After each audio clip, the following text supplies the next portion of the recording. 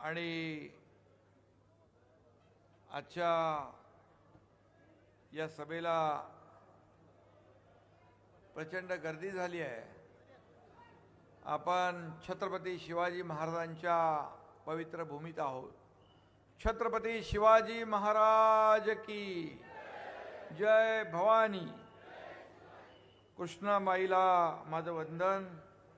यशवंतराव चव्हाण यांचं मी स्मरण करतो आणि आजच्या या लोकशाही बाळासाहेब लोकशाही ना लोकशाही आघाडी आणि यशवंत विकास आघाडी याचे अधिकृत आपले उमेदवार नगराध्यक्ष पदाचे राजेंद्र सिंग आत्माराम यादव आणि त्यांच्या सोबत 31 लोकांची टीम आहे।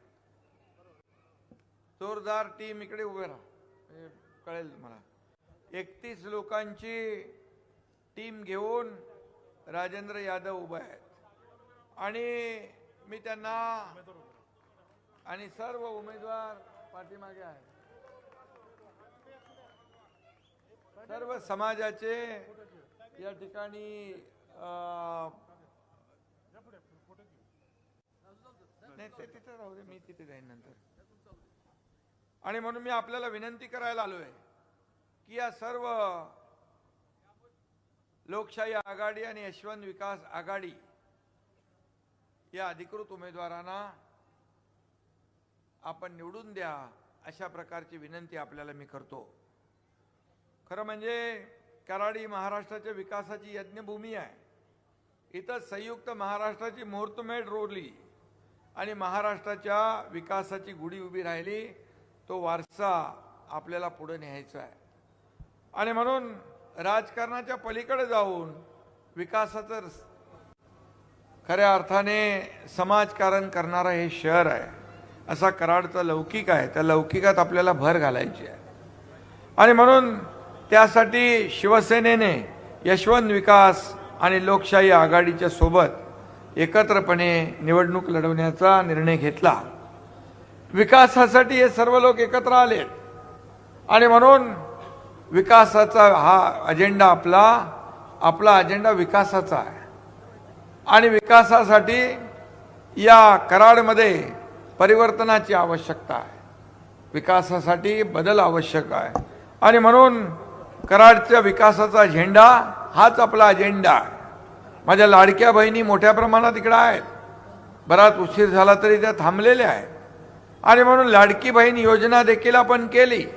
मी मुख्यमंत्री असताना माझ्या 2.5 वर्षाच्या काळात अनेक योजना आपण केल्या। मुख्यमंत्री माझी लाडकी बहीण योजना, लेक लाडकी लखपती योजना, त्याचबरोबर एस टीमध्ये 50% सवलत देण्याची योजना, मुलींना उच्च शिक्षण मोफत देण्याची योजना, अनेक योजना आपण केल्या आणि या योजनांमध्ये सगळ्यात माझी आवडती योजना कुठली असेल तर ती मुख्यमंत्री माझी लाडकी बहीण योजना। आणि मी आपल्याला सांगतो की कुणी किती काही म्हटलं, काही केलं तरी सुद्धा कुणाचंही माईकाला आला तरी लाडकी बहीण योजना कधीही बंद होणार नाही आणि म्हणून दिलेला शब्द पाळणारे आपण लोक आहोत। या ठिकाणी 2.5 वर्षाच्या कारकिर्दीमध्ये या ठिकाणी आपण अनेक निर्णय घेतले। पायाला भिंगरी लावून या महाराष्ट्रामध्ये मी फिरलो, विकासाला गती दिली, लोकाभिमुख कल्याणकारी योजना आपण केल्या आणि या महाराष्ट्राला सगळ्या क्षेत्रामध्ये नंबर 1 करण्याचं काम आपण केलं।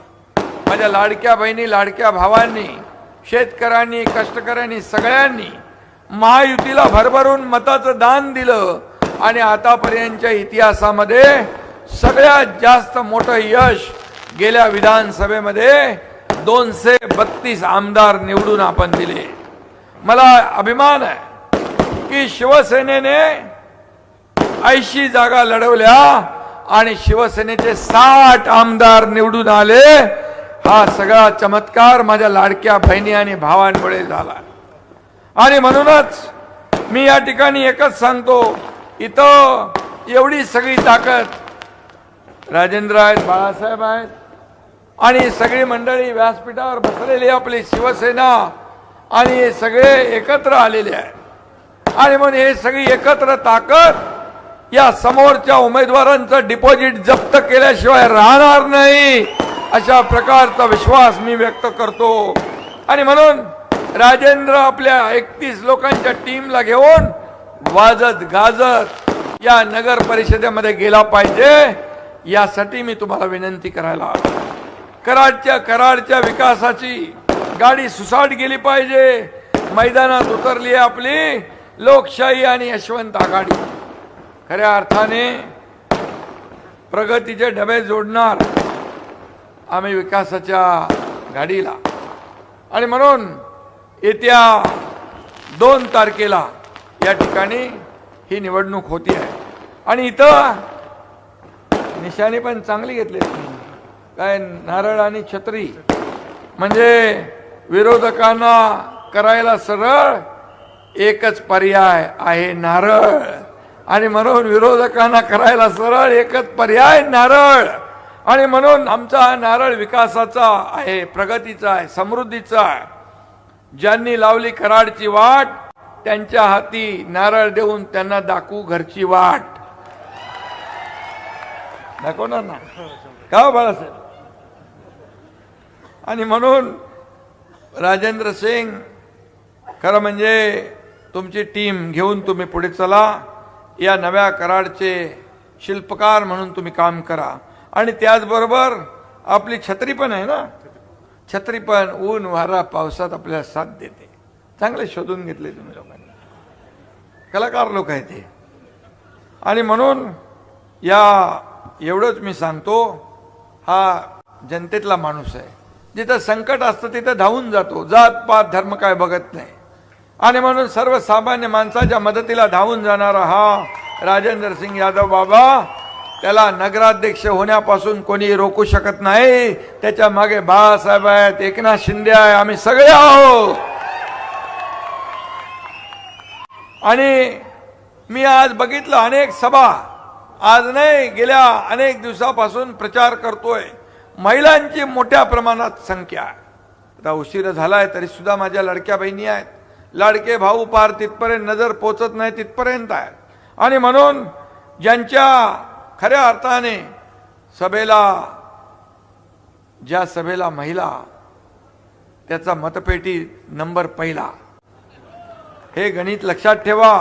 हे विधानसभेत पाहिलं आपण ती जादू विधानसभेत पाहिली आहे ती जादू या कराडच्या नगरपालिकेमध्ये देखील दिसल्याशिवाय राहणार नाही आणि म्हणून हा विकासाचा झेंडा या कराड नगर परिषदेवर आपल्याला फडकवायचा आहे।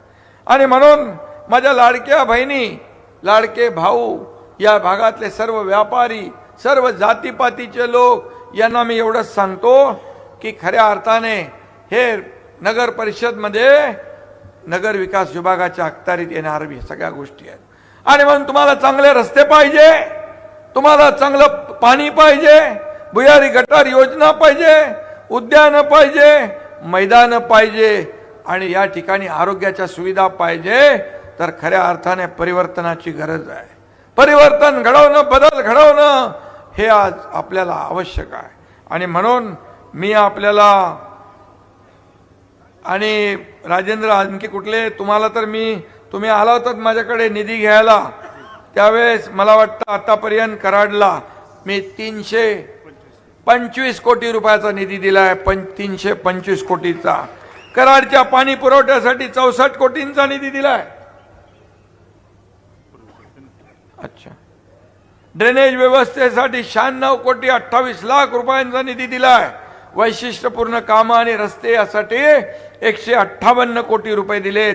सुवर्ण जयंती नगरोत्थान 13 कोटी लोकशाही अण्णाभाऊ साठे योजना 7 कोटी जिल्हा नियोजन मधून 34 कोटी मुख्यमंत्री पदाच्या कारकिर्दीमध्ये विकासाची गंगा या सर्वसामान्य जनतेपर्यंत पोहोचली पाहिजे म्हणून ज्या ज्या वेळेस राजेंद्र यायचे त्या वेळेस मी त्यांना निधी मंजूर करायचो। हे काय मी उपकार केले नाही ही माझी जबाबदारी आहे हे आपण केलंच पाहिजे। हा तुमचा पैसा आहे जनतेचा पैसा आहे हा जनतेसाठीच खर्च झाला पाहिजे अशा प्रकारची भूमिका माझी आहे। आणि म्हणून त्यामुळे ही लढत कुणाच्याही आमची विरोधातली नाही, ही विकासाची लढाई आहे. कराड शहराचा विकास हा वन लाईन अजेंडा आहे आमचा. वन लाईन अजेंडा कराडचा विकास, दुसरं काही नाही आहे. आणि म्हणून इथे एकदा तुम्ही सत्ता देऊन बघा. यापूर्वी कोण होते इथे नगराध्यक्ष? रोहिणी शिंदे. अच्छा. आणि म्हणून एक वेळा तुम्ही या आघाडीला, लोकशाही आघाडी, यशवंत आघाडी, शिवसेना या आघाडीला तुम्ही एकदा सत्ता देऊन बघा, एकदा परिवर्तन घडून बघा. बाकी एकनाथ शिंदेवर सोडा. हा एकनाथ शिंदे तुमचा कराड या ठिकाणी विकास काय असतो हे दाखवून दिल्याशिवाय राहणार नाही. आणि म्हणून या ठिकाणी विकास आराखडा तयार करण्यात येईल. दत्त चौकात तुमची काय मागणी आहे? शिवतीर्थ विकसित करायचं आहे. झाले, आपण दिले 5 कोटीचे निधी. दिले का पैसे? ओके, झालेले आहेत. मग मी आता काय पाहिजे आणखी तुम्हाला ते सांगा. आणि म्हणून ऑलरेडी घेऊन आलाय बाबा राजेंद्र बाबा. आणि म्हणून मी आपल्याला वैशिष्ट्यपूर्ण योजनेमधून ही कामं करायची आहेत. चव्हाण साहेबांचा ऑडिटर स्वर्गीय यशवंतराव चव्हाण समाधी येथे प्रीती संगम बाग इथे मोकळ्या जागेत ऑडिओ विजन हॉल बांधणे, त्यासाठी पैसे पाहिजे. कर्मवीर भाऊराव पुतळा या ठिकाणी शॉपिंग सेंटर, पार्किंग इमारत बांधणे. कराड नगर परिषद मालकीच्या जागेत मार्केट बांधणे. नगर परिषद मालकीच्या शनिवार पेठेतील आरक्षण भरपूर आहे, ते सगळं वाचत नाही मी. किती पैसे आहेत हे सगळे? 40 कोटी आहेत. एकदम कमी आहेत, काय प्रॉब्लेम नाही. नगर विकासकडे भरपूर पैसे आहेत बाळासाहेब. आणि हा देणारा आहे, हा घेणारा नाही. हे देना बँक आहे, लेना बँक नाही. आणि मग दोन्ही हाताने आतापर्यंत देत आलोय. मुख्यमंत्री सहायता निधीमधून एकनाथ शिंदेने 450 कोटी रुपये दिले. 70,000 रुग्णांचे प्राण वाचले. मी शासन आपल्या दारी कोल्हापूरच्या व्यासपीठावर असताना एक मुस्लिम महिला आली, छोटा बाळाला घेऊन. मी म्हणालो काहीतरी तिचा प्रॉब्लेम असेल. मी म्हणालो क्या हुआ? तर ती म्हणाली इसका नाम दुआ है. म्हणजे मी बोलो काय झालं बाबा? तर म्हणाले आपने मुख्यमंत्री सहायता निधि में से 3 लाख रुपए दिए, इसके वजह से इसका ऑपरेशन हुआ और इसे मेरी छोटी बच्ची का जान बच गई, इसलिए मैं उसका नाम दुआ रख दिया. कोण कुठून आलं, काय आलं, माझ्याकडे आल्यानंतर मी ताबडतोब त्याच्यावर सही करून पैसे द्यायचे. हे लोकांचे पैसे आहेत. हे सर्वसामान्य लोकांच्या मदतीचे पैसे आहेत. एका मुलीने आत्महत्या केली शिक्षणासाठी. का केली? इंजिनिअरिंगचं शिक्षण घेत होती. माझ्या लाडक्या बहिणींना, भावांना मी सांगतो ते ऐका, की वडील 50% फी भरायची होती वडिलांनी, म्हणजे पालकांनी. 50% सरकारने भरायची होती. पण 50% पण आपले वडील पैसे भरू शकत नाही. वडील आत्महत्या करतील म्हणून तिने स्वतः आत्महत्या केली. एक दुर्दैवी घटना. मनाला वेदना झाल्या, यातना झाल्या. रात्री 12:30-1 वाजता टीव्हीवर बातमी बघितल्यानंतर ठरवलं की सरकार हे सर्वसामान्यांचं आहे, गोरगरिबांचं आहे. आणि मग आपल्या राज्यात जर एक मुलगी शिक्षणासाठी आत्महत्या करत असेल तर ही सरकार, सत्ता काय कामाची? त्या दिवशी माझ्या लाडक्या भावांनो, बहिणींनो, तुमच्या एकनाथ शिंदेने निर्णय घेतला 50%च्या ऐवजी 100% फी मध्ये सवलत द्यायचा निर्णय घेतला. 100%. आज मुली उच्च शिक्षण घेत आहे. आणि म्हणून मी एवढंच सांगतो, मी जे बोलतो ते करतो. एकदा मी कमिटमेंट केल्यानंतर एक बार मैंने कमिटमेंट कर दी तो फिर मैं खुद की भी नहीं सुनता. आणि म्हणून जे आहे ते मोकळ्यापणाने करत असतो. जे होणार आहे तेच बोलतो, जे नाही होणार ते बोलत नाही. आणि म्हणूनच या ठिकाणी मी तुम्हाला एवढंच सांगतो, या 2 तारखेला शिवसेना प्रणित यशवंत विकास आघाडी, लोकशाही विकास आघाडी या आघाडीतल्या सगळ्या लोकांना आपण विजयी करा. ज्यांचा नारळ आहे, नारळ बरोबर फुटला पाहिजे. आणि काही लोकांना नारळ दिला पाहिजे, घरचा रस्ता दाखवला पाहिजे. आणि याचा परिवर्तन कराडचं झालं पाहिजे. कराड शहर हे ऐतिहासिक शहर आहे आणि म्हणून मला अभिमान आहे. या सातारा जिल्ह्यात माझा जन्म झाला. या जन्मभूमीमध्ये मी आल्यानंतर एक वेगळा आनंद मला मिळतो, एक वेगळे आपल्या मातीतली माणसं मिळतात आणि म्हणून या सातारा जिल्ह्यामध्ये जेवढं काही काम करता येईल तेवढं मी करणार. मी स्वतःला भाग्यवान समजेन. या कराड साठी जेवढं काही करता येईल तेवढं आपण करू. माझ्याकडे जे जे विभाग आहेत त्या नगर विकास विभाग, खरं म्हणजे नगरपालिका म्हणजे नगर विकास विभाग, आणि नगर विकास विभागाच्या माध्यमातून ज्या ज्या काही सोयी सुविधा आहेत त्या दिल्या जातील हा विश्वास या ठिकाणी आपल्याला देतो. आणि पुन्हा एकदा या ठिकाणी काय नाईट लँडिंग काय हा विमानतळाचं आपण हे करतोय ना, नाईट लँडिंग आणि इतर सुविधा. मोठे त्याला जे काय आणखी आपल्याला वाढवायचं आहे ते, आणि म्हणून ते फार वर्षापासूनचं रखडलेलं काम आहे आणि म्हणून तेही देखील आपण करतोय.